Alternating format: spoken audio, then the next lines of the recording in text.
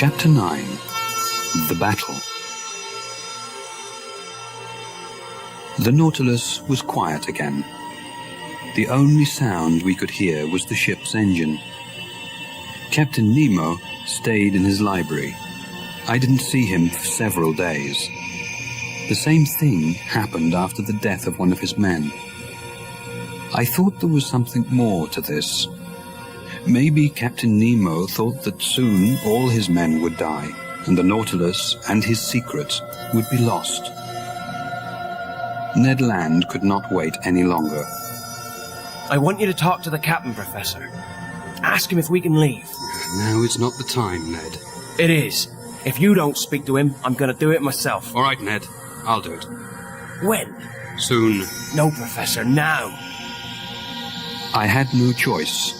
Ned Land lost his temper, and I thought Captain Nemo might listen to me and let us go.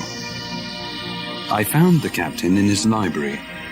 He stood and looked at a picture of a young woman with 2 small children. He didn't hear me go in. He looked very sad.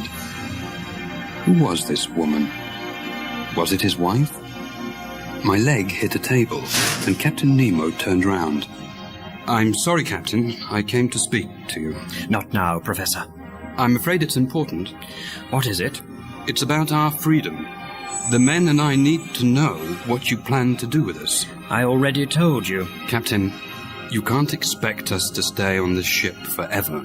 Professor, you found me. I did not find you. No one who enters the Nautilus ever leaves. There is nothing else to say. Suddenly, I heard a voice speaking in that strange language.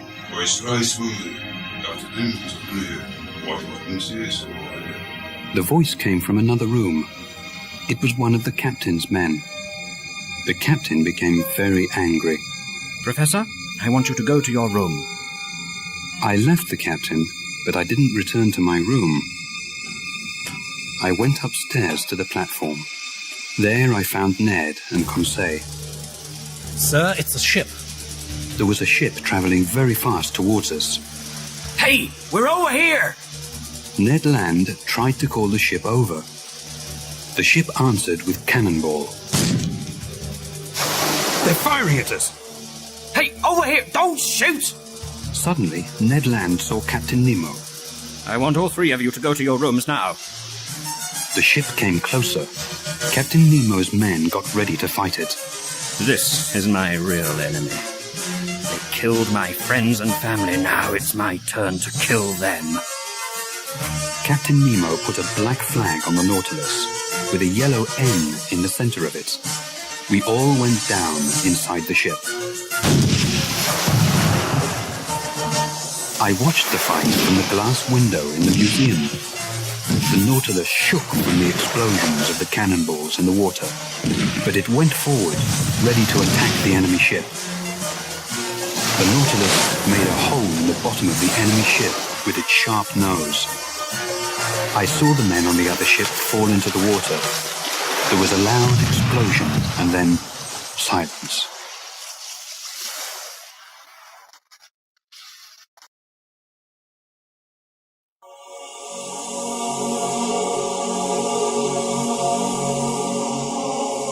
Chapter 10. The Whirlpool. Captain Nemo was not the man I thought he was. I had respect for him as a scientist, but he murdered those men on the other ship. After the terrible battle with the enemy ship, everything on the Nautilus was quiet. I did not see Captain Nemo or any of his men. We traveled underwater, never coming up except for air. Ned and Conseil stayed in their rooms. We all felt the same. Now, the adventure of the Nautilus was not exciting or interesting.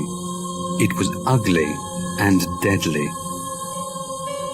The only thing we wanted was to escape. Ned Land came into my room one night and woke me up. We were in the North Sea, near the coast of Norway. Professor, wake up. The boat's ready. Now is the time. Can you see land? Yes, about 20 miles away. We have to try. I agree. I'll go up first. Conseil is there.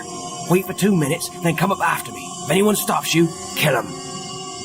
Ned Land put a fishing knife in my hand and left the room. I looked around one more time. This was my home for 9 months. For most of that time, I enjoyed it, but now I had to leave. As I walked through the museum to the stairs, I heard music coming from Captain Nemo's library. I listened to him playing the piano, and I thought I heard him say, Enough. Oh, God, enough. Those were Captain Nemo's last words.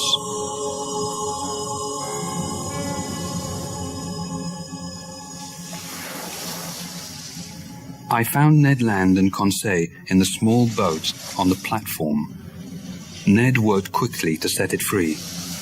The Nautilus suddenly began to turn round in circles. The men below began to shout.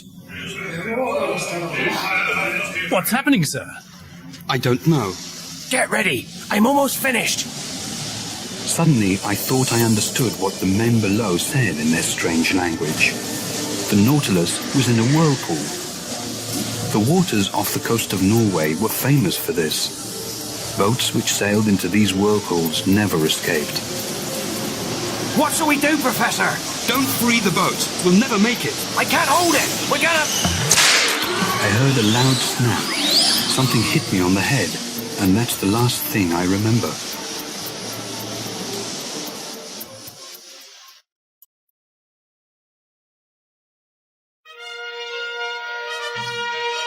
I am writing this now some months later. I am safe now. The whirlpool threw our boat away from the Nautilus. Some fishermen found us and took us to the shore. I do not know what happened to Captain Nemo and the Nautilus. Maybe he is still alive, living under the sea. All I know is that we traveled 20,000 leagues under the sea, from the Pacific to the Indian Ocean, through the Red Sea and the Mediterranean, across the Atlantic and to the North and South Poles. I saw things that no man from my world will ever see. It was a strange and wonderful adventure, one I will never forget.